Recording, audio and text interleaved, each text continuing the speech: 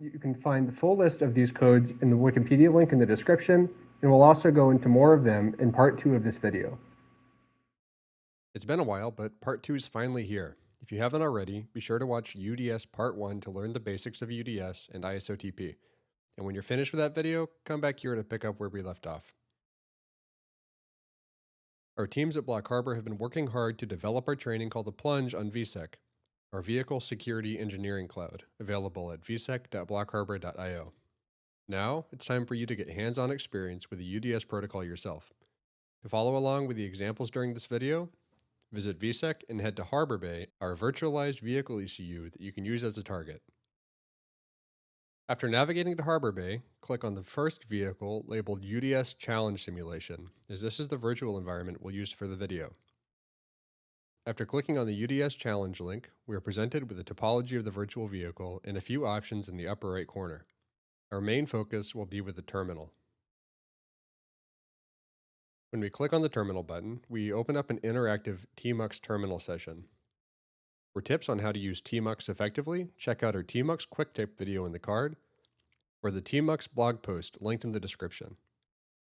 A few of the tools we're going to be using in this video, such as CANDump, ISOTP send, and ISOTP receive, are covered earlier in this series, so we won't spend too much time reviewing the basics of how to use them.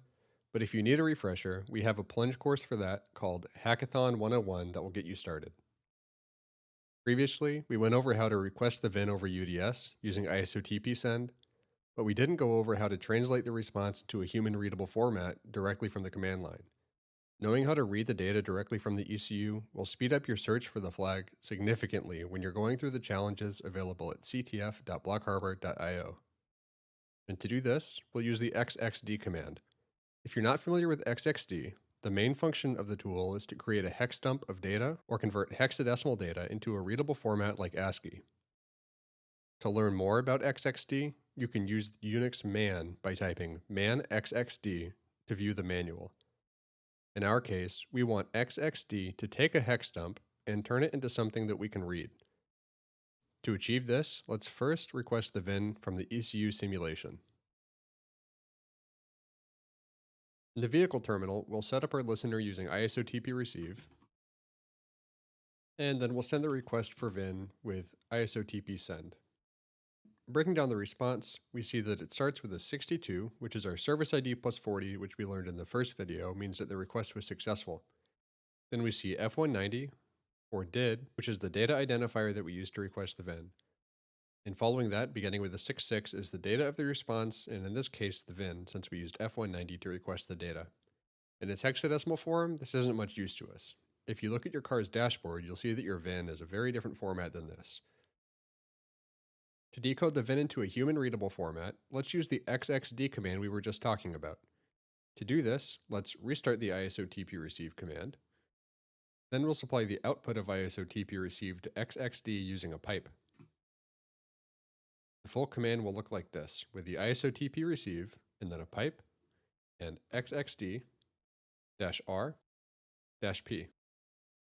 The pipe is used to supply the data from ISOTP receive directly into the xxd command, and the flags -r-p are used to tell xxd that the data is being piped in from another command, and that xxd needs to reverse the hex dump rather than create a hex dump. If we resend our request, we'll see that we've successfully retrieved and decoded the VIN from the virtual vehicle using UDS, but what we've covered so far is only an introduction to the possibilities.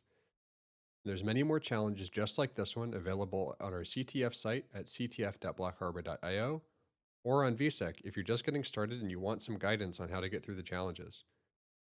Diving deeper into the UDS protocol, we can unlock more advanced features by actively controlling and managing diagnostic sessions in the ECU. To do this, we'll need to use the diagnostic session control, or service 10, and the tester present, service 3E, together to create and maintain a session.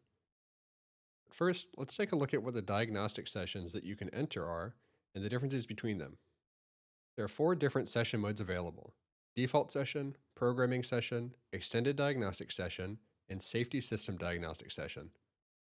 The default session is the session the ECU will default to after being powered on. From this session, the standard UDS services are available, allowing the tester to read data, fault codes, and identify the ECU. The programming session is used for ECU flashing, when in this type of session, the ECU can receive new firmware.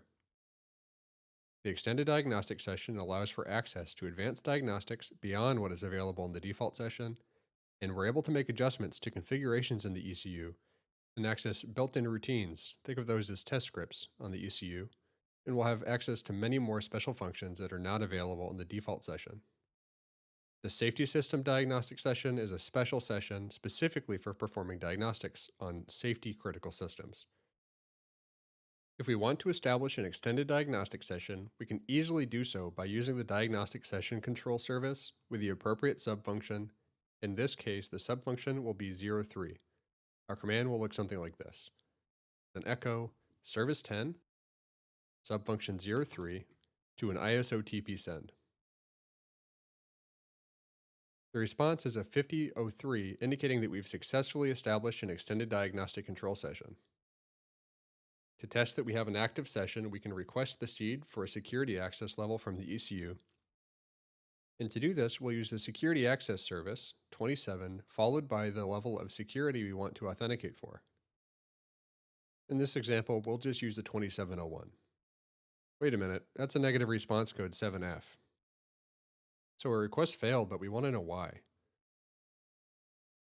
That 7E means the subfunction that we tried to use is not supported in the active session, but we know we just requested to change the session into an extended diagnostic session, so what's the issue? This is because the diagnostic session only persists as long as a tester is connected to the vehicle, and the way that a tester tells the vehicle it's connected is by using the tester present service 3E, which is periodically sent indicating that the session needs to persist. If the tester present service 3E is not sent for a predefined amount of time, the session will end and revert back to a default session of 01. There are a few ways that we can tackle this, one being to write a script that will send the tester present service to the ECU every few seconds. Let's take one final look at an example of a script that'll do exactly that. If you want to learn more about how to write your own script, check out our Bash Basics video here in the card or down in the description below. Harbor Bay uses an Ash shell, which is very similar to Bash, but it's a little bit more lightweight of an implementation and has fewer features, so it's important to keep that in mind if you're doing any troubleshooting on your script. We're starting off the script with a shebang bin ash to let the system know how to interpret the rest of the script. Then we immediately go into an echo 1003, which will use diagnostic session control to put the ECU into an extended diagnostic session, and we'll wait half a second. When we're done waiting, we're going to start sending a 3E tester present every 5 seconds to let the ECU know that we want to maintain the active session. If we send a 2701 like we did before, requesting security access level 1, you'll see that we get the 7F negative response code for service 27, indicating that the service is not supported in the active session. To fix that, let's run the script. And we'll see that we get a 5003 positive response, which is the service 10 plus hex 40, and a 7E, which is service 3E plus hex 40, letting us know that the ECU has accepted our diagnostic session control request, and it also understands that a tester is still present. By now, the ECU would have timed out of the session, so we'll send another request for security access level 1, and we'll get a 67 positive response, letting us know that we can begin the security access process. While the details of security access are out of scope for this video, you can head over to vsec.blockharbor.io to learn more, or just test your skills on your own at ctf.blockharbor.io and put yourself on the leaderboard. If you made it to the end, thank you for watching. Please don't forget to subscribe and comment with what you'd like to see next.